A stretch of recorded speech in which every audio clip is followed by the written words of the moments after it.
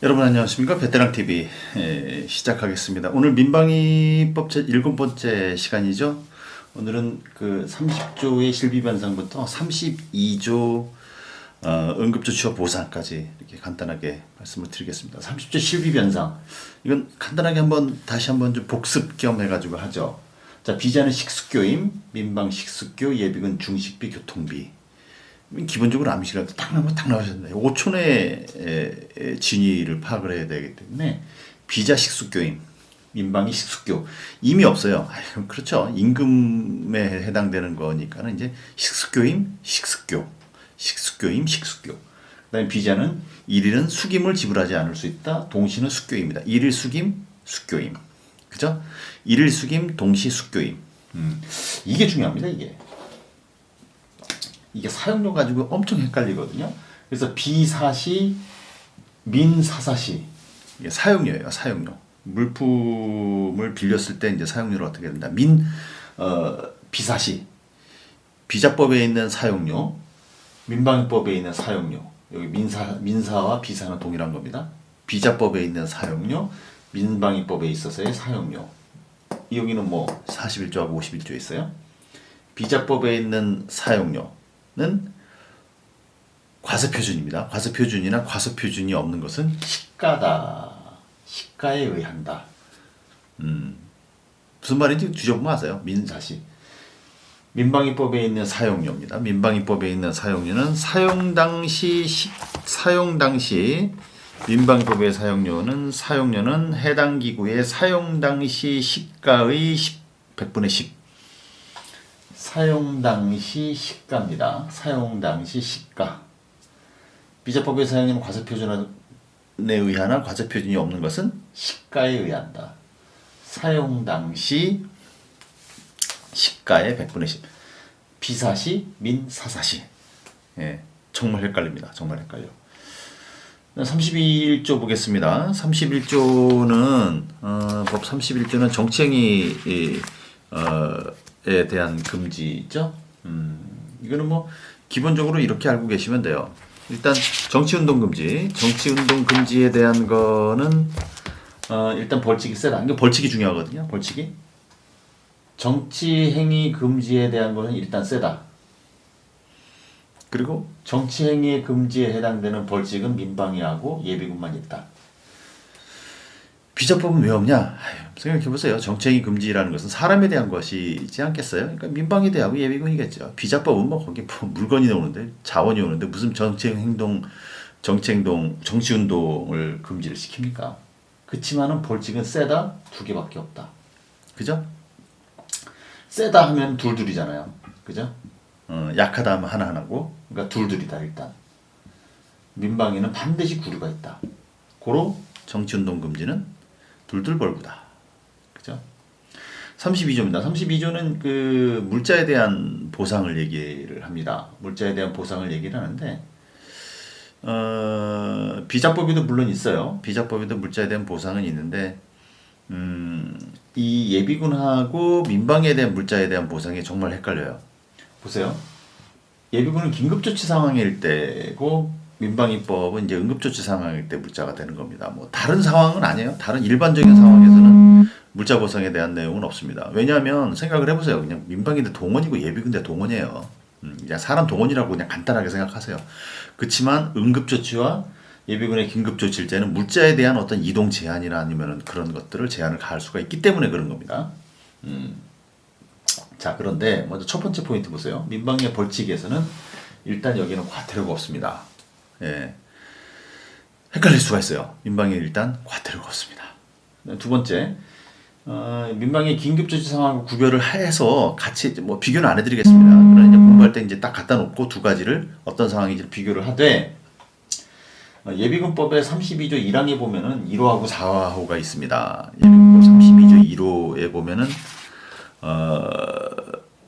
이제 상황이 있어요. 어떤 응급조치 상황이냐라는 것이 있는데, 첫 번째를 제가 읽어볼게요. 주민의 피난, 인마의 통행, 철도 교돈 어쩌고저쩌고의 물건의 이동과 등화 및 음향의 제한 또는 금지 명령. 그 다음에 2호는 민방위상 지장이 있는 시설, 물건이나 사업의 관리자 어쩌고저쩌고에 대한 개선, 이전, 분산, 소집 또는 전환 명령.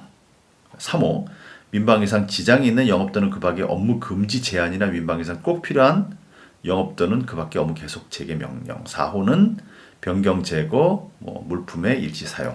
자, 그러면 뭐가 여기서 가장 많이 헷갈리냐면 일단 1호하고 3호 있잖아요. 1호하고 3호. 여기에 둘 다 제한 금지라는 용어가 있어요. 그러니까 맨 끝에 나와 있는 동사만 좀 잘 보세요. 그러니까 헷갈리는 게 이해하는데 국문적으로 이해하는 데는 문제는 없어요. 근데 정말 5초 내에 구별했을 때 헷갈리는 게 뭐냐면 1호하고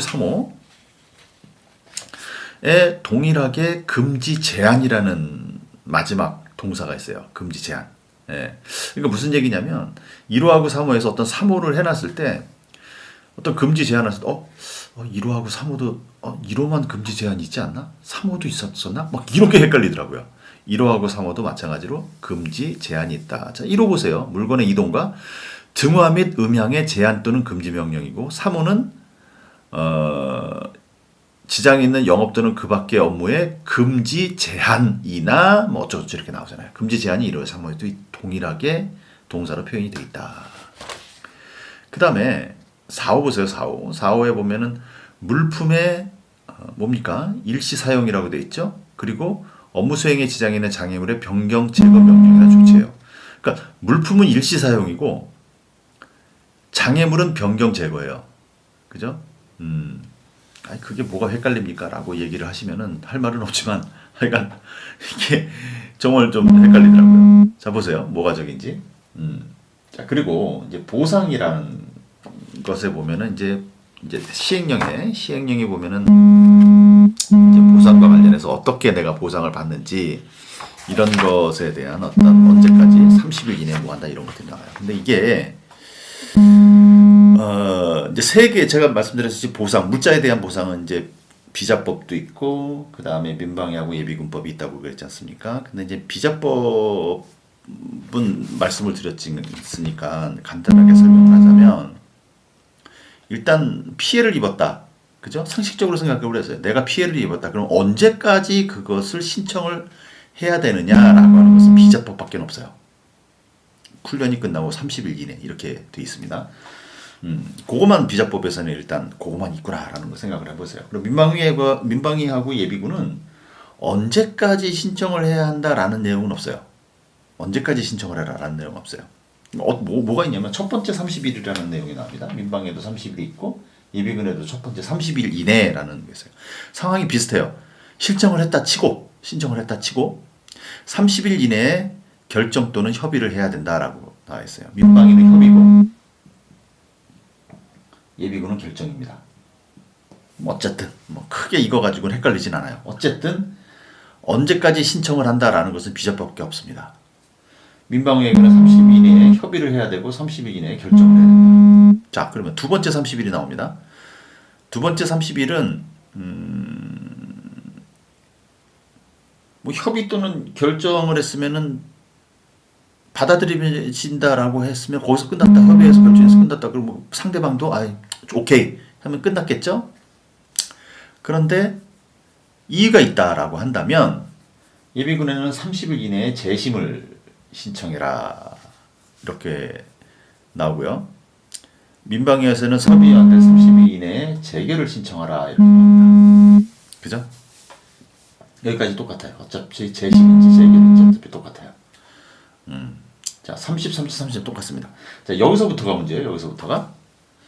자, 보세요. 예비군은 그랬는데 재심을 신청했잖아요. 근데 그 재심은 60일 이내에 결정을 해야 된다. 결정을 하고 재심 신청하고 결정하라. 그 재심에 대한 결정. 30 60 이렇게 명시가 되어 있어요. 명시가. 근데 민방위는 여기까지만 명시됐어요. 여기까지만 명시됐어요. 그럼 나머지 이건 뭐냐? 나머지는 뭐라고 나왔냐면은 공익사업을 위한 뭡니까? 뭐라고 나왔습니까? 공익사업을 위한 토지 등의 취득 및 보상에 관한 법률의 절차에 준하여 나머지는 재개를 한다 이렇게 나와 있습니다. 물론 거기에 이제 30, 60, 30이죠. 30과 60이라는 그 법률에 보면 나와 있습니다. 근데 크게 그렇게 뭐 나오진 않아요. 근데 뭐 다 굳이 공부를 하려고 그러면은 왜냐면 이게 다른 법률이잖아요. 민방기법하고 다른 법률이기 때문에 뭐 상식적으로 알아두시면 되긴 되죠. 30일 이내에 마찬가지로 제 결정을 하고 그다음에 뭐 재심 결정을 하고 뭐 이렇게 한다 이렇게 내용인데 한번 참고적으로 한번 보시고요. 어찌 됐든 중요한 건 뭐냐? 첫 번째. 언제까지 신청을 하라라고 얘기하는 것은 30일 이내에 신청을 하라. 피해 뭡니까? 훈련이 끝나면 30일 이내에 신청을 해라. 피해를 입었을 게 언제까지 하라라는 것은 비자법만 있다. 그다음에 두 번째는 협의를 하고 이렇게 이의가 있을 때는 재결 또는 재심을 한다라고 신청을 한다라고 하는 것이 30, 30 첫 번째 30, 30은 동일하게 있다. 동일한 개념으로 있다. 민방이나 예비나 용어에 따라서는 좀 차이가 있으나 있다. 세 번째 포인트는 뭐냐면 예비군만 재심을 신청을 했으면 60일 이내에 재심 결정을 해라라고 명시가 되어 있습니다.